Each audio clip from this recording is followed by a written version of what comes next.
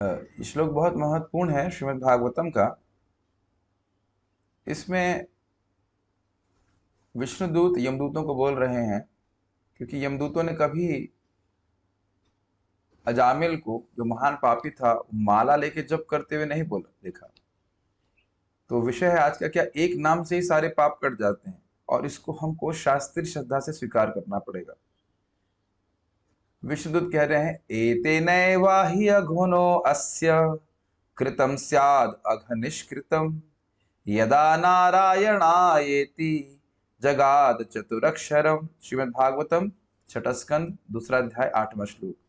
एते नैव, एते नैव का अर्थ क्या हुआ, क्या किया था जामिल ने, एते न, इसके द्वारा, इतने से ही, इतना करने से ही, और ही मतलब निश्चित ही।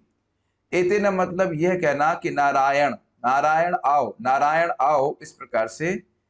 अघोन, अस्य, अस्य अघोना, जो व्यक्ति, ये नारायण देख रहे हैं, ये देख रहे हैं, सॉरी नारायण नहीं, ये जामिल देख रहे हैं ना, अस्य, विष्णुदूत कह रहे हैं कि यह पापी व्यक्ति ने कृतम स्याद अघ निष्कृतम, अघ मतलब पाप और निष्कृत मतलब इनका प्रायश्चित करने वाले जो कोई भी कर्म है वो कर लिए केवल एक बार भगवान का नाम उच्चारण करने से। कब, यदा नारायणायेति, जब उसने नारायण शब्द बोला था। वैसे इस पे आचार्यगण बोल रहे हैं कि देखिए, मृत्यु के समय नारायण बोला हो ऐसा नहीं, जब उसने पहली बार अपने बेटे का नाम बोला, जब बेटा उसका पैदा हुआ था, नारायण नाम था उसका, वह नारायण अपनी माँ की गोद से मेरी गोद में आओ, तो उसी दिन सारे पाप नष्ट हो गए थे। यदा, यदा, जो यमदूत है वो सोच रहे हैं क्या है, यमदूत सोच रहे हैं कि अभी जो नारायण बोला है, लेकिन वस्तुतः नारायण का अर्थ है कि जब उसने पहली बार अपने बेटे का नाम पुकारा तब भी, या फिर अभी, अभी कह सकते हैं कि अब उसने जो नाम पुकारा है वह अभी कैसी भी तरह से नाम उच्चारण कीजिए। वैसे अर्थ यदा का मतलब जब उसने पहली बार अपने बेटे का नाम पुकारा था तभी सारे पाप नष्ट हो गए।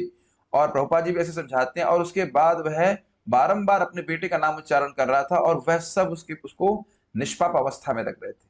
तो जगाद मतलब जब बोला, जगाद चतुर अक्षरम, तो केवल बोलने मात्र का इतना लाभ है।